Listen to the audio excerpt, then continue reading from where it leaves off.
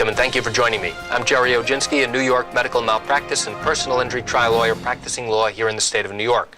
Today's topic is, do you even need a lawyer to bring a medical malpractice lawsuit in the state of New York? The short answer is no. The longer answer is, you probably will want to, and here's why.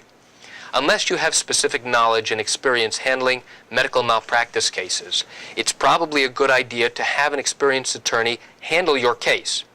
The reason being is that initially you'll have to evaluate your own case. You'll have to determine whether or not you have liability, whether you have causation, and whether you have damages.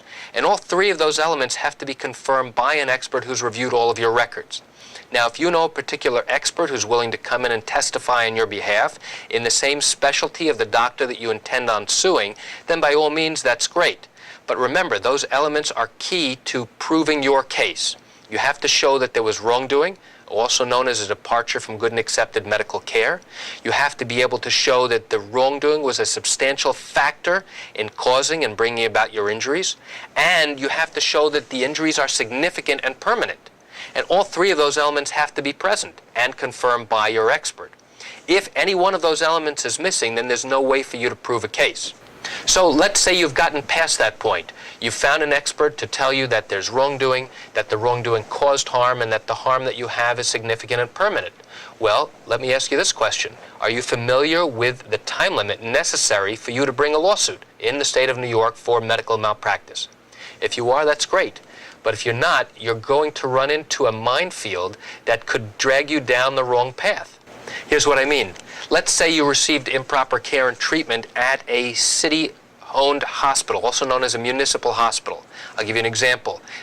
Jacoby Hospital, or Kings County Hospital, or Queens General Hospital. These are all municipal hospitals that are owned by an entity called New York City Health and Hospitals Corporation. Now, there's a very strict and specific time limit that you have in order to file a claim first, and then a specific and limited time period to file a lawsuit after that. And there are other requirements that go on in between the filing of the claim and filing of the lawsuit. Now, again, if you have and know that information, that's terrific. And if an experienced attorney is guiding and assisting you, that's wonderful. But once you get to the point where you have to file a lawsuit, let me ask you this question. Are you familiar with exactly what needs to go into the document known as a summons and complaint, the document that's going to start your lawsuit? Because if you don't have the required information, you can have your case dismissed based upon insufficient allegations in your particular complaint.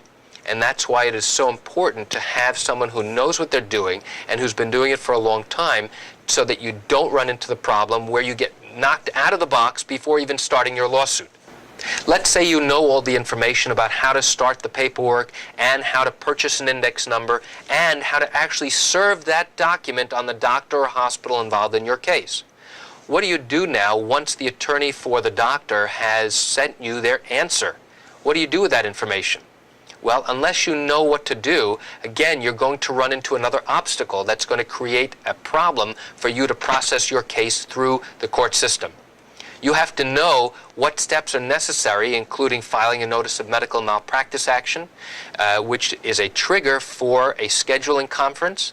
You have to know how to diary and how to get information from the court system that will tell you when your case is coming up for a conference.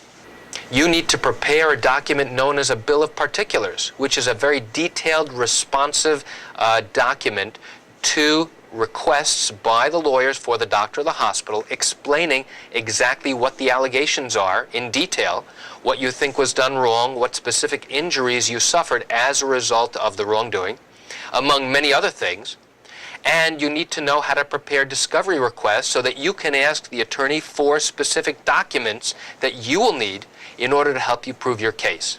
Again, if you know this information, or if you're having an experienced attorney help you and guide you, that's great. So now let's assume that you've gone for a scheduling conference and your deposition has been scheduled and you've exchanged the necessary documents and you've received certain documents and any other information that you need, and now it comes time for your deposition. Well, who's going to prepare you for your deposition? How do you know what questions are going to be asked and how to deal with certain strategies when they ask certain questions? How do you know whether to answer a particular question or to object to a particular question? Without having the experience to know what to answer and what not to answer, it becomes very difficult for you to protect your own rights. Let's assume you've now accomplished your deposition, you read your transcript, you send it back, everything's all done. Now it comes time for you to question the doctor. Do you know how to do that successfully? It's not simply a matter of confronting the doctor and asking him, why did you do this to me and why didn't you do that? Because getting those types of questions across will make the doctor extremely defensive, and you won't get any useful information that you can use at trial against the doctor. In my opinion, there is no substitute for experience. I've been doing this 20 years, and I can tell you that every time I do a deposition, I learn something new. How do you accomplish getting all the information that you need to know for the purposes of proving your case at trial? Well, only through experience can you know and can you learn what questions are appropriate and not for a deposition for a doctor and how to go about questioning the doctor. I guarantee you that the doctor's attorney is going to be an experienced defense attorney, and they're going to give you a great deal of trouble when you try and phrase and ask the particular questions that you want to ask. So unless you know exactly what it is you're going to ask and how to best achieve that, you're going to have a tough time in getting the information that you need to help you prove your case. Let's say you've now completed the doctor's deposition and any other depositions you need. Now you have to go for a physical examination. Well, what do you have to answer? What are you required to answer?